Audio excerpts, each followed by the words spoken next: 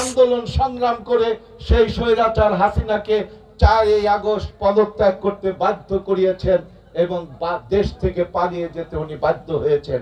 কার নেতৃত্বে সেই আন্দোলন গড়ে তুলেছিলেন? মহান বিপ্লবী তারেক রহমান।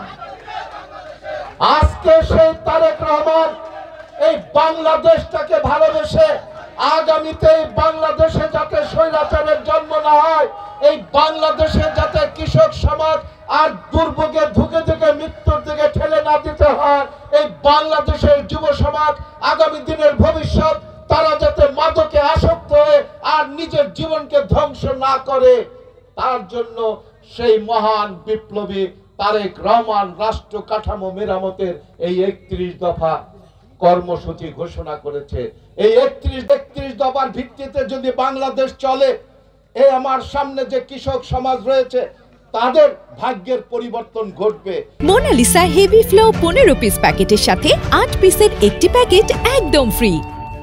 আর আমার নেতা মহান বিপ্লবী বলেছেন, তারেক রহমান বলেছেন, যতদিন এই বাংলাদেশের খেটে খাওয়া মানুষ, কৃষক, শ্রমিক, মেহনতি মানুষের ভাগ্যের পরিবর্তন ঘটবে না, ততদিন এই বাংলাদেশের ভাগ্যের কোনো পরিবর্তন হবে না। কাজেই আজকের এই পথসভায় আমাদের শপথ হোক, এই তারেক রহমানের 31 দফা অক্ষরে অক্ষরে পালন করে আগামী নির্বাচনে সকল মানুষকে এই 31 দফার ভিত্তিতে ধানের শীষে ভোট দিয়ে বাংলাদেশটাকে আগামীতে একটি সুন্দর সুফলা রূপালী সোনালী দেশ হিসাবে গড়ে তুলব আমরা।